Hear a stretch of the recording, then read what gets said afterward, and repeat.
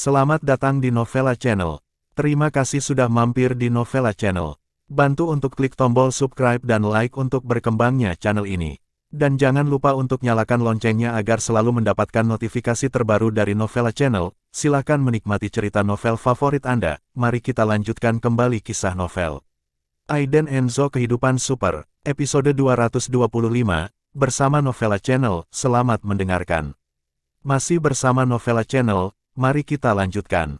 Suara itu jatuh.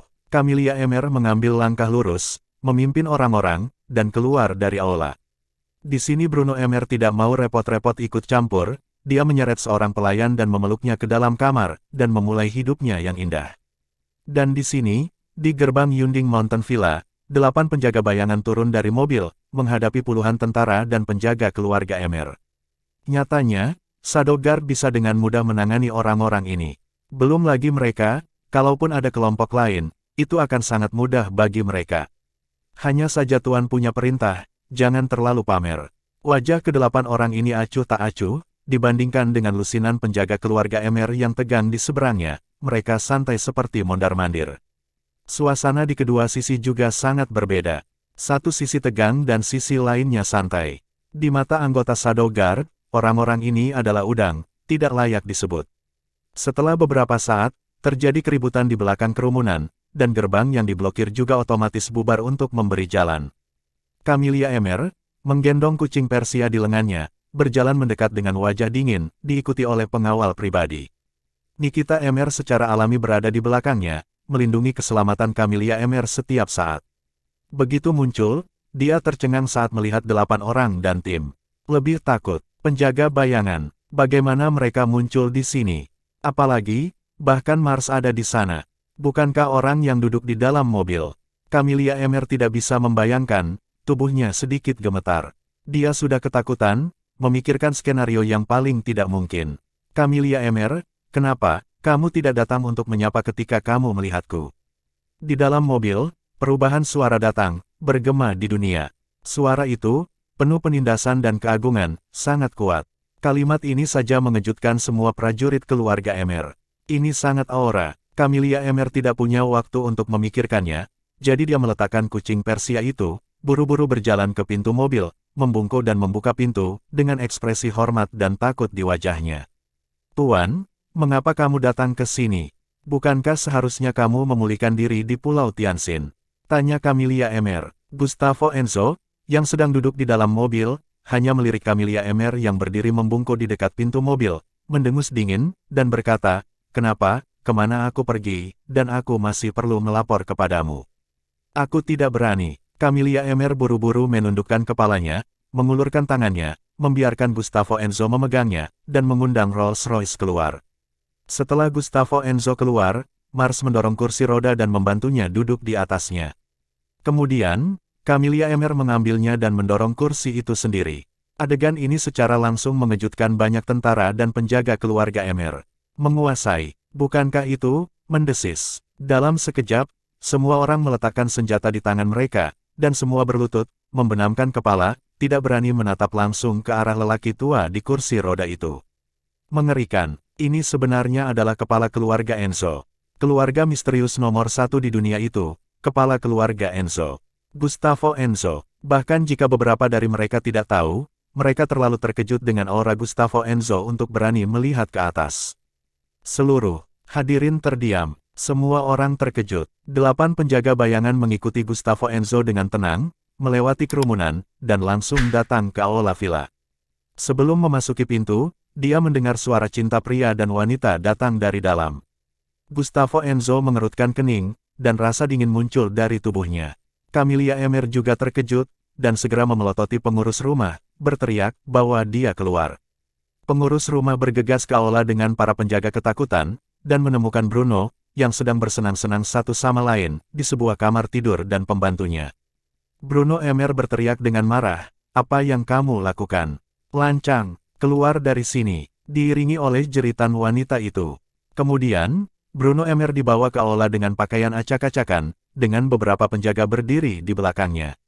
Dan kepala pelayan menyeret pelayan busuk itu dan melemparkannya langsung ke ruang tamu, dan memarahi, "Jalang, jika kamu berani berhubungan seks dengan tuan muda, ayo, seret keluar, dan mati dengan tongkat." "Ah, jangan, saya tidak berani lagi, tolong, lepaskan saya."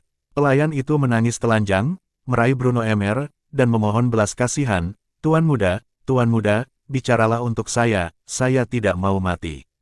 Namun, Bruno Emer hanya memelototinya dengan marah, lalu naik dan menendangnya, mengutuk, "Keluar. Bukan cewek, itu tidak cukup baik." Petik 2. Gustavo Enzo di pintu melihat lelucon seperti itu. Camelia Emer bahkan lebih marah. Di masa lalu, dia tidak akan bertanya bagaimana permainan Bruno Emer. Tapi hari ini berbeda, Gustavo Enzo hadir. "Bruno, jangan pergi dari sini." Camelia Emer menegur, matanya menatap pengurus rumah. Pengurus rumah terlalu sibuk menarik Bruno Emer, dan berkata dengan suara rendah, "Tuan muda, ada tamu di rumah, ayo kita keluar untuk menghindarinya dulu." Bruno Emer yang terganggu tidak mau pergi dengan mudah. Ketika dia menoleh dan melihat Camelia Emer mendorong seorang lelaki tua di kursi roda, seringai mengejek muncul di sudut mulutnya, dengan tangan di saku celananya, dia berjalan mendekat dan berkata, "Hei, di mana lelaki tua itu, masih di kursi roda?" Pop, sebelum dia dapat melanjutkan berbicara, Camelia Emer berjalan keluar, naik dan menamparkan wajah Bruno Emer dengan keras. Dia menegur, "Keluar." Bruno Emer tercengang, menatap Camelia Emer dengan tak percaya. "Ini adalah pertama kalinya adik ipar saya memukuli dirinya." "Kakak ipar, kamu gila, kenapa kamu memukulku?" "Hanya karena orang tua ini yang ingin mati," teriak Bruno Emer, dan menunjuk ke arah Gustavo Enzo dengan sangat tidak sopan. Dia menggertakkan giginya dengan kebencian. "Aku terlalu lelah hari ini." Ketika Camelia Emer mendengar ini, kelopak matanya berkedut liar, dan hatinya ketakutan, dia segera memberi isyarat kepada beberapa penjaga, dan berkata, "Kemarilah, keluarkan tuan muda, agar kamu bisa menjaganya, jika dia melarikan diri, aku akan bertanya padamu." Segera setelah itu, 3 penjaga dari keluarga Emer keluar, dan hendak membawa Bruno Emer pergi. Tetapi, tiba-tiba, sebuah kata dingin datang. "Tunggu." Mars berbicara, menatap Camelia Emer dengan acuh tak acuh, lalu jatuh pada Bruno Emer, dan berkata, 24, tampar mulutnya. Selesai berbicara, pria dengan potongan kru dalam tunik Cina itu langsung melangkah maju, berjalan ke arah Bruno Emer, menyeringai, menunjukkan gigi putihnya, dan berkata sambil menyeringai, "Kamu sudah selesai."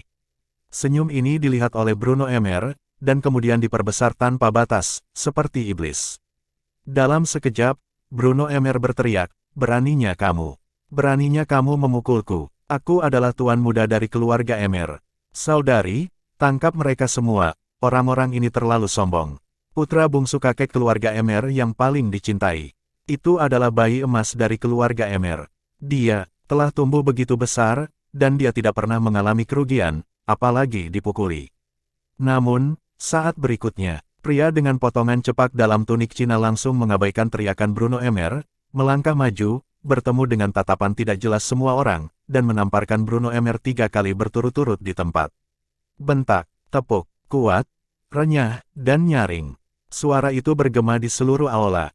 Tamparan keempat jatuh, dan Bruno Emer, yang tertegun, menyadarinya sekarang, menutupi wajahnya, dan menatap pria di hadapannya dengan histeris seperti orang gila. Kamu benar-benar berani memukulku." Setelah sekian lama, Bruno Emer, yang bereaksi dari keterkejutannya, langsung berteriak, "Ayo. Ikat mereka semua untukku, aku ingin mereka mati tanpa seluruh tubuh." Namun, 24 hanya terkekeh, matanya memantulkan cahaya dingin, dan berkata, "Aku berani membunuhmu, percaya atau tidak." Terima kasih sudah mampir di Novela Channel. Bantu untuk klik tombol subscribe dan like-nya untuk berkembangnya channel ini. Novela Channel akan memberikan lebih banyak lagi cerita novel yang lainnya dalam versi audio.